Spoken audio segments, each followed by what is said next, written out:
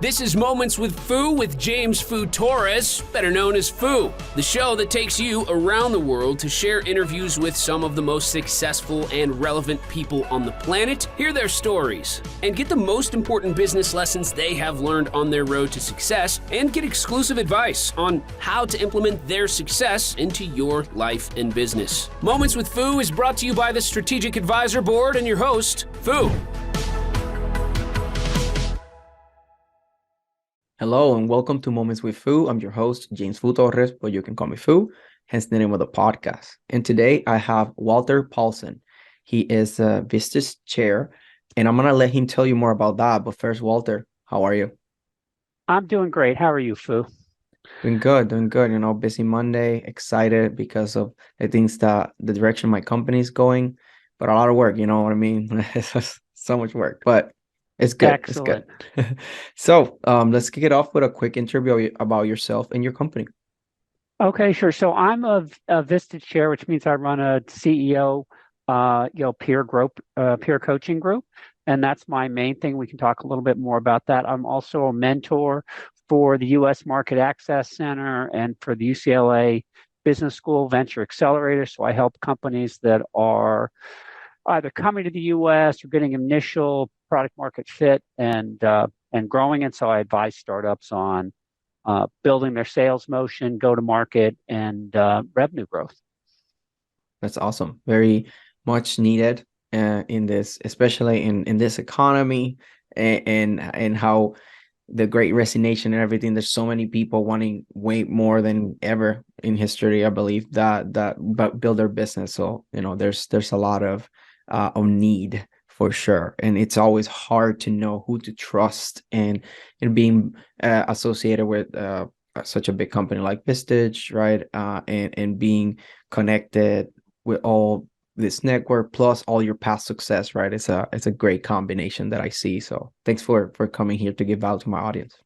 Well, sure. Well, I've been in Silicon Valley for 25 years, and across that time, probably it's been at 10 startups where I was either a founder or very early employee or an advisor, and there have been 6 exits in those, which have been gratifying. One was a unicorn, but I've also had 4 that didn't work out, and I learned a lot from those as well. And I really take a lot of pleasure in helping entrepreneurs and people who are growing companies figure out how to get bigger, better, faster. Yeah, and that's very important. That's why I truly believe in coaching and mentorship, because I've been able to get to the level that I'm at right now in 2.5 years because I've invested a lot in coaching, because I'm often the youngest guy in the room. Like I'm always position myself in rooms or even virtual rooms, right? And just connecting with people that know a lot more than me, that I can learn from, that I can add value to, but what I can, right, in the things that they might not have, but then that business savvy, that all that experiences, I'm always like learning, so I can grow faster, right? That's the goal. Well, a lot of people reach out to me, but what what struck me about your connection was it reminded me a lot of do you know who Tim Ferriss is? So he wrote Tribe of Mentors, where he ended up connecting with people who had great success, and it leveraged and lifted him, and he's been tremendously successful. And I saw a lot of that in your confidence, your approach, and some of your just plain chutzpah. So I like that and wanted to support it. Thank you for being here, really, because that means, for those kind words, because that means a lot to me. I really put a lot of effort into reaching out to people with value, not spamming, not really making nobody feel uncomfortable. That's always the trick there, right? Like there's always a way. So that's why the podcast allows me to do that. So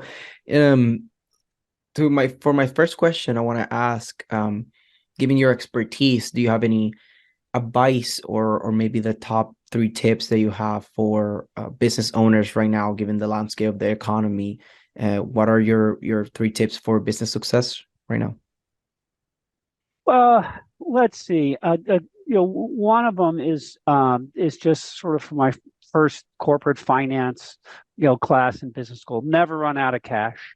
But that's not necessarily a bad thing. When cash feels free, people can get into bad habits. But if companies have to be more prudent and thoughtful, they can really build on a solid foundation. So I think it's a great time to be building a company, and it helps people. I think founders and growth companies have better habits, be a little less, oh, let's be crazy and shoot for the moon with $100 million raise or $1 billion raise. It's like those encourage a lot of bad habits, and I've experienced that at some in some of my startups. But it's a good time. Stay focused, keenly focused on solving an important problem and what your customers are telling you. And if you can do that and not run out of cash, it's a great time to build a business. Yeah, it is. And I really like your point, and we kind of touched on this point before when we were on our call of if you focus on being really lean with a business and make sure that you have a clear path and proven path to profitability, right? That's when then you can, okay, you have something, you have a fire started. Now let's put some more fuel in the fire. Now, like, you want more investments, right? But one thing that you told me was that a lot of people get focused on, like, oh, I have this money and then I have this dream and I want to do it, and that's what I want to do, but then they don't test it in the market. They don't know if it's gonna sell. They don't know if that's what they want, right? And then they get into trouble. Yeah, and I think, I mean, I've been with Paul Krugman on these. He's a Nobel Prize winning economist, just on the value of crypto. I mean, crypto is a great medium for speculation and gambling. In terms of other uses, really been hard to see, and with the bloom coming off of that, I think there's more high quality people who are not going to expect to get rich in Sam Bankman-Fried time, but are going to be willing to come and build the products and do the hard work to grow real companies. And so I think these changes are actually going to be, I think tech is going to come out of this stronger than it's been in years, because people are going to be focused on meaningful problems. And in terms of climate change, ag tech, healthcare, there's so many major opportunities out there for hungry entrepreneurs. Yeah, they're like, I always tell my girlfriend, and I tell basically everybody that I have a conversation about this. There's infinite ways to make money. Just pick one, commit to something that's something that you can visualize that's gonna be here for a long period of time, right? It will withstand time, at least 5 to 10 years or so, right? Like, so you can then commit to it completely, and then just excel at it, like be the best, focus on it, because there's so many ways to make money, there's so many opportunities, but it's just picking one, committing to it, right? That, like I did with PR, like I love NFTs and everything, but then it's like, okay, my mission is to amplify the impact of businesses doing something good for the world. Then from there, how everything that I do has to support it, right? And just kind of stay there, and PR being my main vehicle, but then just always creating an irresistible offer that the market wants. It's the goal. Yeah, I totally agree. Yeah, perfect. So I like to ask about challenges, right? Like, is there a particular challenge that maybe you overcame, or a challenge that you see in the people that you coach or in your network that it's something that is stopping people, but you have figured out how to overcome it, and you would like to share it with the audience? Yeah, I'll give an yeah. You had sent some questions to think about, and I'd considered this. And one of my startups, I was building a network of gift card exchange kiosks where you could go, trade a gift card for cash and do it in a grocery store. And we had a bunch of other financial services we were adding on to that, or that was our big, vision. And like anything, we had to start with a pilot somewhere, and we thought we had a pilot set up at this, regional, grocer, based in California. And it turned out we had a competitor, a larger, better funded competitor that already had a relationship at a much worse product. And this competitor, basically whispered. They heard that we were about to get this deal signed, and they stopped it. They didn't have anything that was as good, but they put the brakes on. And so we were like, and we were ready to go. We had these things built. And it's like, oh my gosh, what are we going to do? And so we went back to the drawing board, and this woman on my team was very savvy, and he had done some in-store tests at a small grocery chain in northern Indiana. And she said, well, let me call and see if they'd do it. And they didn't have 10 stores, but they had 3. We're like, okay, 3 is infinitely better than 0. And so we launched in 3. It turned out it was great that we had only those 3, because the technology basically broke the day we put them in, and we had to scramble, and this company was forgiving.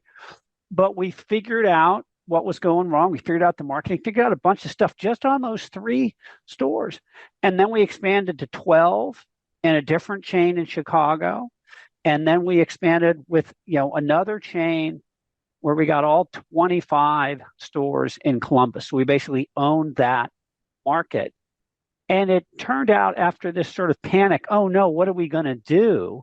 That obstacle actually pushed us to do a much better execution. And when we, launched that 25, and it was clear it was working, this company that had blocked us basically approached us and said, yeah, we know we can't stop you. Can we partner with you? So we ended up partnering with them.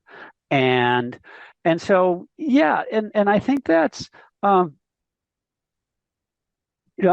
take setbacks as an indication that you have to stop doing something, but it's really important to say, is this an obstacle in the stream? This is like a rock in the stream that you can get around, or is this a brick wall in the road and there's really no way forward? And that's such a hard thing to figure out. But I would say, I would encourage myself in things like this, and your listeners, to be nimble. I mean, have a clear plan, but if reality, facts are stubborn things. If reality hits you with something that a deal you were counting on isn't going to happen, then have a plan B and have a plan C. And so be nimble, and don't be so stubborn about any particular path, because there's a lot of ways to build businesses, and the world's going to give you feedback, and listen to that feedback. Yeah, I completely agree with that advice. And as you were saying it, I started thinking about a lot of my challenges, and how it's always, there's always things coming up. There's, the challenges will happen, and that's just something that I tell people a lot. You should account for things going wrong. Like bad things will happen. Things will not go as expected a lot of times. And as long as you surround yourself with the right people, in the right network, that you can pivot, that you can have good communications to deal with the problems at hand, then everything is gonna be fine. And another thing that came to mind is there is a quote from Shia LaBeouf that he was doing in a podcast interview, and he was saying, if look, at the end, everything is gonna be okay, and if it's not, then it's not the end. So that's something that I thought it was fitting here, and that's something that I've been using almost as a philosophy for my journey, right? Like, I'm always like, look, damn, like, I don't know how I'm gonna figure this out, but the fact that it's not okay, then that means it's not the end. So I'm just gonna keep pushing, and I'll get there. So that's something that I wanted to share, because that got me thinking about that when you were saying that. Oh, good. Well, thanks. Yeah, I mean, it was years ago. I was in a business where we were doing a big deal with Virgin, and was fortunate to have dinner with Richard Branson, who was just the greatest guy for what it's worth. He's just curious, adventurous, smart. He was just really truly a delight. And there were some businesses. I flew to London for these meetings and you know, went into central London on the back of a Virgin motorcycle taxi service, which ended up not taking off. And I kind of, but I was like, well, if I'm meeting with Sir Richard, I better, I better do that. But he was, so candid. And he said, oh, he said, look, business ideas are like buses. It's like there's always another one coming along. So if it turns out that you hit the brick wall, don't let your whole psyche be, crumble because this idea didn't work out. If you're doing stuff sufficiently ambitious and hard, sometimes it's not going to work. But that doesn't mean the next thing coming up isn't going to be great. I mean, I was on the founding team of Blackhawk Network, which if you've ever bought a gift card in a grocery store, I led that business from an idea to 500 million in revenue in just 4 years. The company right before that, we'd raised 13 million in venture capital from two of the top names on Sand Hill. Best thing, and the most impressive thing we did was cash that check, because it turned out that the idea wasn't very good, but the next one was awesome. So that's my be stubborn, but in the face of adverse facts, don't be stupid. Figure out a different way to get to that thing, or figure out something different to do. Yeah, I love that. And one thing that I think I say this on every podcast, like I think this is like the word of my podcast, is perspective. And that's why I love having a lot of experts with so many different stories in here, because of that is the perspective. Like it gives me a lot of perspective, and I know that people that listen to this can be like, wow, like look at this story and look at this other story, and they did it this way, and they did it a similar way. This other one did it a completely different way, and they still found success in their own way. So that's why I love this, because gives me that perspective. It makes me feel like, wow, there's so many different ways and so many cool stories. Given that I do PR, stories are everything for me, right? Like that's why I like being in PR, because sharing that story and being relatable, being like being able to see like the mission and vision of a person, of a brand, of a business, and that's what people really get behind. People don't really, people make business with people. They don't make business with businesses, right? Like, oh, a business, why? No, but what's the story? What's the brand? Why should I support this? That's how people look at things normally, even if it's unconsciously. So that's why I love having this type of perspective, and bringing this into, this platform. I agree. Yeah. So, I just want to say thank you. Thank you for taking the time and coming here to add value to my audience. And I know there's going to be people that are going to be like, hey, like that guy sounds so interesting. I would like to talk to him. So how can people find you? Easiest way is LinkedIn. Just Google Walter Paulsen, Paulsen. And Walter Paulsen and Vistage, Vistage on LinkedIn, and reach out to me with send me a message, or reach out with an invitation to connect, and maybe we can do some business. Yeah, exactly. So I'm gonna have the links in the description per usual, but it's always good to hear for those that might be busy and just passive listening. So thanks again, Walter, for being here. It was a very pleasant conversation. It was valuable, it was punchy, it had great stories. So thanks for taking the time. We only have so much time in the week, especially on a Monday. You coming here means a lot to me, and hopefully this helps at least one person to be better in business. All right, thanks, Foo. It's been a pleasure. So this was Walter and Foo, and this is us signing off. to Moments with Foo with your host, Foo. Please leave your feedback and visit strategicadvisorboard.com to get the latest and greatest business advisement on the planet. Follow us on social media for updates, and we will see you on the next episode.